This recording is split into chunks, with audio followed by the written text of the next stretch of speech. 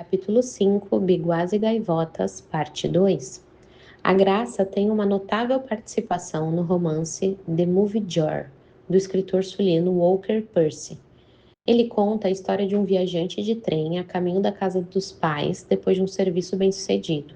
Um homem que se sente inexplicavelmente mal na proporção das muitas razões que tem para se sentir bem. Ele sofre um ataque repentino no coração e é removido do trem numa estação pela qual passou inúmeras vezes, mas nunca visitou. Quando começa a recuperar a consciência, o viajante está na cama de um hospital estranho, cercado por pessoas que não o conhecem. Enquanto seu olhar passeia pelo quarto, ele avista uma mão colocada sobre o lençol diante dele. É como se ele nunca tivesse visto até aquele momento sua própria mão. Essa coisa extraordinária, capaz de se mover de diferentes maneiras, abrir e fechar. Percy prossegue falando desse despertar como uma revelação, uma experiência daquilo que os teólogos chamam de graça natural. Por meio do seu ataque do coração, o viajante pôde se encontrar consigo mesmo e com sua vida de um modo que não havia sido possível durante anos, absorvido que estava no que ele chama de cotidianidade. A provação restaurou-o a ele mesmo. O evento é de enorme importância, pois o que ele decidiu fazer da experiência determinará a alocação do seu futuro. Quando ele viajava de trem todos os dias, era dominado por um desespero sem nome. Agora, a catástrofe do ataque cardíaco o havia liberado da paralisia de uma morte em vida e o lançara numa busca por significado. No hospital, ele permanece olhando para sua mão, diz o viajante. Minha mão estava aberta diante de meu rosto. Os dedos abriam e fechavam. Senti-me como Rip Van Winkle, o personagem de um filme que dormiu debaixo de uma árvore e acordou apenas 20 anos depois, despertando e testando meus ossos. Havia algo quebrado? Eu estaria ainda inteiro? Despertando como Rip Van Winkle, Percy apresenta a catástrofe como um rude sacudir para fora do sono, uma rajada de ar fresco ou, como The MacGyver, um bom chute no traseiro. Apenas a realidade da morte é poderosa o bastante para despertar as pessoas para fora da morosidade de vida diária e fazê-las adentrar uma busca ativa pelo sentido da vida. Percy mergulha seus heróis no desastre e no suplício, apenas para falar de dentro do redemoinho dos piores momentos como os melhores momentos, da preferencialidade dos furacões ao bom tempo sobre a disposição de soldados de voltar aos seus piores pesadelos. Os personagens de Percy não apenas sobrevivem à catástrofe, mas descobrem nela a liberdade para agir e para ser. O viajante agarra sua existência pelo pescoço e dá início a uma vida renovada com um mundo corriqueiro que não foi ainda purificado de sua cotidianidade. Nosso Deus gracioso fala conosco nesse livro e nos chama a escolher entre produtividade e estagnação, entre permanecer fazendo a diferença e sentar esperando a morte chegar. Essa é a linguagem da graça, da conversão, da metanoia, colocada em termos contemporâneos, já que, como diz Percy, as velhas palavras de graça foram depreciadas. Terá sido esse o romance que inspirou Irma Bumbeck a escrever um artigo chamado Se Eu Pudesse Viver Novamente. Neste artigo, ela escreve: Eu teria convidado amigos para jantar, mesmo que o carpete estivesse manchado e o sofá desbotado. Teria sentado no gramado com meus filhos sem me preocupar com as manchas da grama. Nunca teria comprado coisa alguma apenas por ser prática, por não estragar com facilidade ou ser garantido para a vida toda. Quando um filho meu me beijasse impetuosamente, nunca teria dito depois, agora vá lavar as mãos para o jantar. Teria havido mais eu te amo e mais desculpas, mas acima de tudo, dada uma nova chance de vida, eu abraçaria cada minuto, olharia para ele de forma a realmente vê-lo, vivê-lo e jamais abrir mão deste precioso minuto. Novamente, bem no meio do jornal diário, um eco de graça. Cada momento da existência estamos ou crescendo em algo maior ou recuando em algo menor.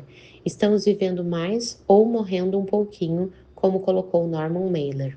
A espiritualidade do assombro sabe que o mundo está carregado com graça. que embora o pecado e a guerra, a doença e a morte sejam terrivelmente reais, a presença e o poder de Deus no nosso meio é ainda mais real. Sob o domínio do assombro, fico surpreso, fico extasiado. É Moisés diante da sarça ardente, temendo olhar para Deus. É Estevão prestes a ser apedrejado. Eis que vejo os céus abertos e o Filho do Homem em pé, à destra de Deus. É Michelangelo golpeando sua estátua de Moisés e ordenando: fale. É Inácio de Loyola extasiado diante do céu noturno. Teresa de Ávila arrebatada por uma rosa. É Tomé descobrindo seu Deus nas chagas de Jesus. É Madre Teresa vislumbrando a face de Cristo nos pobres atormentados.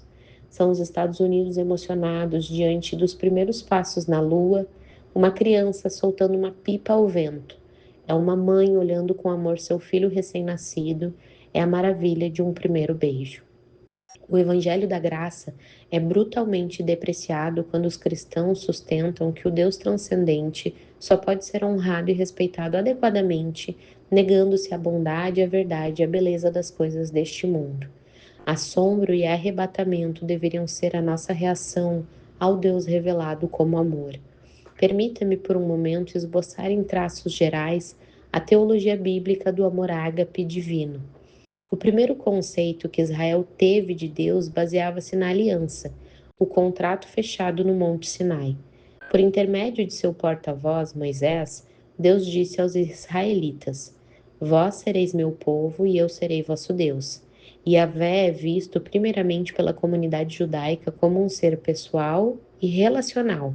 Seu conceito de Deus era enormemente superior ao dos pagãos, cujos deuses eram muito humanos, volúveis, caprichosos, sensuais e tão imprevisíveis quanto as forças com as quais eram identificados: o vento, a tempestade, a fertilidade, a nação e assim por diante. Israel conheceu um Deus santo, que transcendia a tudo que era visível e tangível, porém um Deus pessoal. Ele era de certo modo refletido em coisas, mas não deveria ser identificado com coisas.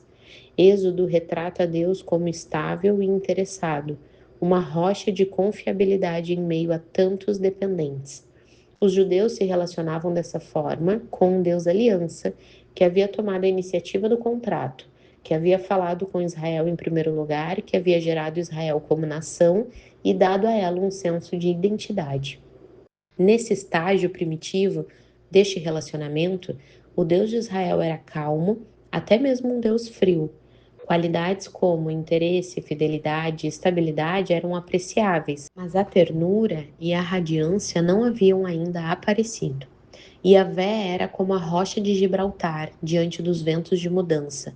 Ele possuía um rosto, mas era uma fisionomia impassível, com um toque de benignidade, remanescente de Charlton Heston ou de Matt Dillon. Não havia doçura ou extravagância em Yahvé. Ele era firme, justo e digno de confiança. Confiabilidade implacável. A eleição de Israel foi inteiramente gratuita. Ela não precisa usar maquiagem ou joias finas como faziam as outras garotas sedutoras. Matt Dillon não se deixa seduzir. Ele a escolhe livremente, simples como ela é, e isso dá a ela um senso real de confiança. Era um pouco assustador às vezes, até mesmo um pouco irreal e não humano. O conceito de Deus, o Deus de Israel, precisava de uma definição mais clara, pois Deus não é inumano, ao contrário, reveste-se de humanidade, como faz de forma definitiva em Jesus, muito além dos limites da humanidade como a conhecemos, de modo que ele pode ser tudo o que somos e não somos. Deus levantou então os profetas, gravou a ferro e fogo em suas consciências uma consciência vívida de sua presença e os enviou para revelá-lo de uma forma mais calorosa e apaixonada. Embora Israel tenha se prostituído com falsos deuses, os profetas bradam a constância de Deus diante da infidelidade do homem. Israel, não seja tola a ponto de medir meu amor por você a partir do seu amor por mim. Não ouse comparar o seu amor tênue, pálido, hesitante e instável com o meu amor, pois eu sou Deus, não sou um homem. O amor humano está sempre uma débil sombra do amor de Deus.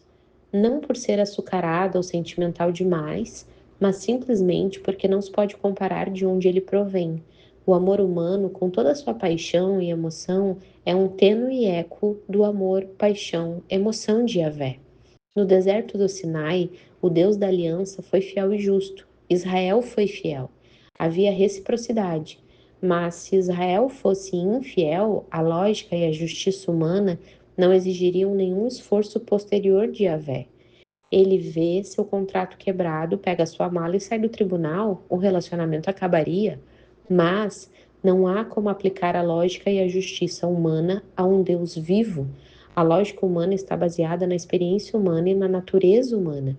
E Yahvé não se encaixa nesse modelo. Se Israel é infiel, Deus permanece fiel contra toda lógica e contra todos os limites de justiça, apenas porque ele é. O amor explica e feliz é a irracionalidade da conduta de Deus. O amor tende a ser irracional às vezes. Ele persevera a despeito da infidelidade. Ele floresce em ciúme e ira, que delatam um interesse sincero. Quanto mais complexa e emocional torna-se a imagem de Deus na Bíblia, maior ele se torna e mais nos aproximamos do mistério de sua indefinibilidade. A misericórdia de Deus leva Israel a uma confiança maior. A justiça diz: você quebrou o contrato, não lhe devo mais nada. Mas, onde a justiça termina, o amor começa e revela que Deus não está interessado apenas nos dividendos da aliança. Ele olha fundo nos olhos de Israel, do seu íntimo ao íntimo dela. Ele olha além da cortina de fumaça dos atos bons e maus para a própria Israel. Ela levanta os olhos constrangida. Quem? Eu? Sim, você. Não quero as distrações do relacionamento, quero o seu coração. Essa não é a tonalidade da espiritualidade contemporânea. Muitos de nós veem Deus como um mesquinho funcionário de aduana. Ele vasculha nossa bagagem moral a fim de destrinchar nossos atos e depois devolve um cartão de desempenho com um total de virtudes e vícios para que possamos trocar figurinhas com ele no dia do julgamento. De acordo com Oséias, Deus está disposto a manter um relacionamento mesmo quando sua esposa torna-se uma prostituta vulgar e grosseira. Essa mesma convicção é levada adiante no Novo Testamento. A mulher adúltera é trazida diante de Jesus. Espera-se que seja o Deus dos líderes religiosos, que nunca assimilou a contribuição de Oséias a julgá-la. Ela foi infiel e a postura divina incorporada na liderança iria apedrejá-la. O Deus dos fariseus está interessado no contrato, na justiça em primeiro lugar. Matemos a mulher pelo contrato. A pessoa é descartável. Mas no homem Jesus vemos a face humana de Deus, uma face em harmonia com a revelação do Antigo Testamento. Ele está interessado na mulher. Seu amor vai além da justiça e se prova mais salvífico do que reforçar claramente as regras fundamentais mais uma vez. Injusto? No nosso modo de pensar, sim, graças a Deus. Estou maravilhosamente satisfeito com um Deus que não me trata como meus pecados mereciam. No último dia, quando Jesus me chamar pelo nome, venha, Brennan, bendito do meu Pai. Não será porque Abba é justo, mas porque seu nome é misericórdia. Seremos um dia capazes de compreender o mistério da graça, o furioso amor de Deus, o mundo de graça em que vivemos. Jesus Cristo é o escândalo de Deus. Quando o Batista é aprisionado por Herodes, ele envia uma dupla de seus seguidores para perguntar a Jesus: És tu aquele que estava para vir ou havemos de esperar outro? Jesus diz: Ide e anunciai a João o que estáis ouvindo e vendo. Os cegos veem, os coxos andam, os leprosos são purificados, os surdos ouvem, os mortos são ressuscitados e aos pobres está sendo pregado o Evangelho.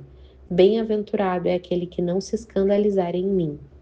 Deveríamos ficar perplexos diante da bondade de Deus, estupefatos diante do fato de ele se dar ao trabalho de nos chamar pelo nome, boquiabertos diante do seu amor, maravilhados de que neste precioso momento estejamos pisando em uma terra santa.